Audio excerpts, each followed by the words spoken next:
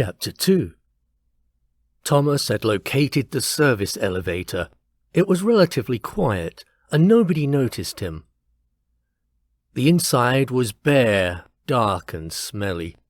He found the panel and pushed the buttons in the sequence described in the note. The doors closed. Red light illuminated the small enclosure as it began a slow descent past the basement level. Soon after, the lift stopped, and the doors opened, revealing a dimly lit passage at the end of which was a heavy iron door. Thomas walked 50 feet or so to it. There was no bell or knocker. Just as he raised his hand to knock, the door cracked open. A British uniformed soldier greeted him. "This way, Doctor." The private stepped aside as he let Thomas pass into the bare brick hallway. The young soldier then closed and locked the iron door behind them. Thomas followed him another 25 feet to another wooden door. The soldier opened the door and gestured for Thomas to enter while he resumed his guard post outside. Thomas found himself in a small dark room, but could see an open passage of white-painted brickwork before him. A light was coming from one of the rooms on the right side of the wall. As Thomas moved forward, he could hear several voices coming from that room. Finally, he reached the door and heard a familiar voice say, "Come in, old chap." Harry, his uncle, spoke this greeting. "Uncle Harry!" Thomas rushed forward and shook his hand. "You look well. It's been years since I last saw you." Harry Turnbull looked very much like his father, George, who was 2 years younger than Harry. He had swept back salt and pepper hair, a waxed moustache, and a ready smile. "Not bad for a 60-year-old. Harry stood and shook Thomas's hand.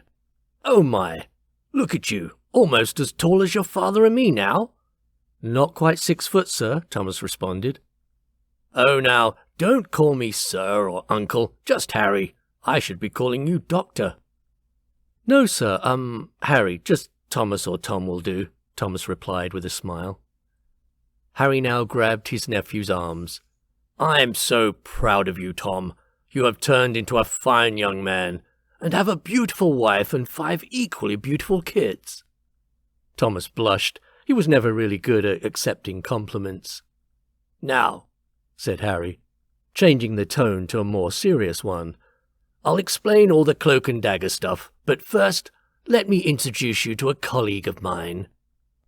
Thomas had been aware of someone else in the sparse room. As Thomas turned to face the colleague, Harry introduced him. "Herr Lieberman, this is—" "Yes, I know exactly who this is," Herr Lieberman abruptly cut in. He was staring at Thomas. Thomas observed that Herr Lieberman was dressed in a black suit with a white shirt and black tie. He was tall and thin. He looked about 40 years old. His brown hair was slicked back with hints of grey around his temples. He sported a neatly trimmed moustache. He had some scarring on the right side of his face and was leaning on a cane. There was something familiar about him. Lieberman smiled at Thomas' dumbfounded expression. Then slowly the recognition of a young German soldier came back to him. "France!" Tom shouted excitedly. "Hello, English boy," he said enthusiastically. "Well, not a boy anymore, a doctor no less." "I can't believe it. When—" "Shut up and give your friend a hug," Franz laughed. Thomas went over and hugged his old friend. Both had tears in their eyes. They first met in France in a place called No Man's Land. This was a stretch of land that lay between the trenches of the Allied and Axis forces. Then, on December 24th, 1914, during a brief truce, the two opposing sides had climbed out of their deep trenches and onto the middle ground. The German forces and the British had played football, sang carols, and exchanged gifts. This festive ceasefire allowed Thomas and his family to escape Germany, where they had pulled off a daring rescue of his father. Franz was a young soldier covered in mud and blood, and he had just buried his childhood friends. Franz then gave Thomas his gold fountain pen and asked that he keep it in remembrance of him, as he did not expect to survive the return to battle. Thomas had been about 14 and Franz 18. Then a few years later they met again when Thomas had helped his father retrieve some plans for a deadly weapon behind enemy lines. Franz had been an undercover agent. "I thought for sure that you would have been captured and killed for helping me escape with those plans," Thomas gushed. "No, I turned the whole situation around to where one of the unconscious guards took all the blame. He was found with the key on him. It turns out I am a good liar. I heard that you had been shot and fell out of a Zeppelin. Yes, it's a long story, but I ended up in the hospital for quite a while. I'm happy to say I'm fully recovered," Thomas explained. "Well, I guess that's obvious." "Do you still have that pen I gave you?" "Here, it's in my breast pocket." Thomas reached into his jacket and produced the gold pen. Franz took it and looked at it carefully. "As you have taken such good care of it, you have earned the right to keep it." "Are you sure? It must have a lot of sentimental value for you," Thomas stated. "It's yours, you have earned it, and you must keep it," Franz said earnestly. "I hate to break up this emotional reunion, but we need to talk, gentlemen, so please sit down," Harry interjected. They sat down around a small desk in the sparse room. Harry explained that they were actually in the secret British embassy, hundreds of feet below the one being rebuilt upstairs. He poured each of them a scotch.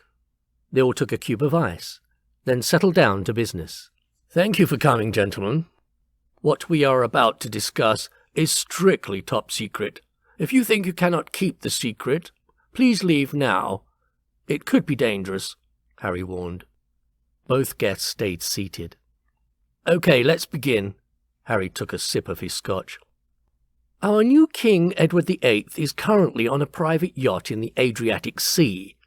However, he seemed intent on attending the games, especially the equestrian events. It's a huge security risk because His Majesty is very friendly with the Nazis.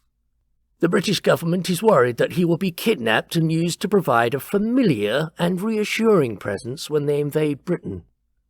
His Majesty sincerely wants peace between the nations, but at what price? We believe a small group of British Nazi sympathizers have invited him to attend in private and even meet some of the top Nazis. Perhaps even Hitler." "Why can't you stop him from coming? Tell him it's a security risk," Thomas offered. "He is a very headstrong man. Once his mind is set, it's tough to change his course," Harry countered. "It seems he is going to leave the yacht and board a Zeppelin to Berlin. He believes the HMS Glowworm's continued presence as a Royal Navy destroyer will give the impression that he is still in the Adriatic. He intends to keep a low profile, but as soon as someone spots him, that will end. Yes, once the Nazi Party officials see he is here in Berlin, they will swarm all over him, and he will be wined and dined and shown off to the press to show how the king is impressed by their hospitality," Franz added. "The Gestapo have discussed how they will try to spirit him away without him being fully aware of what's happening. He will be invited to a top official's house, perhaps a dignitary, and be a guest there until they are ready to use him." "How did you find that out, Franz?" Thomas asked. "The Gestapo are very secretive." He paused, looking at Franz, black suit, tie, and the small swastika pin on his lapel that he was only just noticing. "Oh, you're an inside man," he concluded. Franz nodded at him. "So when is he coming to Berlin?" Thomas asked. "We think he's going to be here Tuesday the 11th. It's currently 12:30 a.m. Tuesday the 4th. So we have a week to try to prepare something. That's if he doesn't come sooner." Harry shook his head. "So why am I involved in this scenario?" Thomas asked. "Well, we are assuming that His Majesty will contact some of his friends here in Berlin. He will be swept up in parties, meals, and gatherings of all sorts. Therefore, we need a professional couple. They will be invited to all these events and will keep a close eye on him. They will perhaps persuade him of the dangerous position he is in and the potential to embarrass the British government. Also, the couple will be alert to any risky situations arising so that we can step in and pull him out of there." "So, if Beth and I are attending all these fancy events, who's going to look after my children?" "Don't worry. We will have someone you know and trust care for them, Harry assured him. We ask your brother and sister-in-law, Robert and Rose, and before you ask, your parents will be looking after their 3 children, as well as your 2 girls. My poor parents, they will need a holiday after this, Thomas lamented. Franz laughed and shook his head. Did you ever get married, Franz? Thomas asked. No, I've been focused on my work. Maybe in a few years if things calm down, Franz smiled. Harry brought the conversation back to business. So, to recap, when Operation Partygoer goes into effect, I will contact you. Robert and Rose will be here for breakfast tomorrow. The story is that they too needed a break, and George and Emma Turnbull offered to look after their kids for a week. Mr. Crawford and Miss Brumble will help out there, so they decided to join you. Needless to say, but I will anyway, no mention of this conversation or anything unusual going on. Understood, Thomas got the point.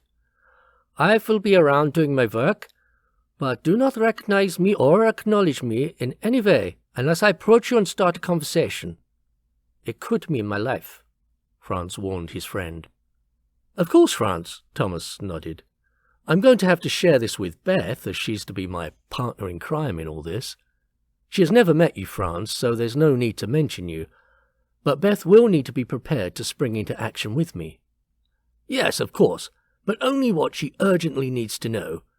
Now, gentlemen, we should conclude our meeting and go our separate ways. Goodbye, and good luck. Harry stood up and shook their hands. Thomas left first, back through the doors and up in the service elevator. He made it back to his suite without meeting anyone. It was 1 a.m. He walked to the drinks cart, poured himself a whiskey, then moved to the couch and unfastened his collar. Beth came from the bedroom and sat down next to him. He put his arm around her and she snuggled close. They sat in silence for a while, Thomas trying to gather his thoughts. Beth was respectful of his silent moments. Once he was ready to speak, he told her of the mission details. "Oh, how exciting!" Beth whispered as the boys were all sound asleep. "Exciting? I thought you'd be angry. Harry dragged you into this without consulting you." "Well, I decided to take a positive look at the situation, so I get to hobnob with the elite at some fancy gatherings with the most dashingly handsome man on my arm." "Tell me who he is and I'll beat him up," Thomas chuckled. "Shh, the boys are asleep. Sorry." And to offset my annoyance at not being consulted like I am a second-class citizen, I realise that if I'm going to all these fancy parties, I will need a few more fancy dresses, shoes, handbags, and perhaps some jewellery. Beth climbed onto his lap. She was wearing a long, silky nightdress. Beth stroked his face. "Unless you feel I'm not worth it." No, you're priceless," Thomas stammered. Beth kissed his face, her soft blonde hair brushing against his skin as she moved seductively back to the bedroom, saying, "Good answer, Doctor. When you've finished your drink, come and see me sometime."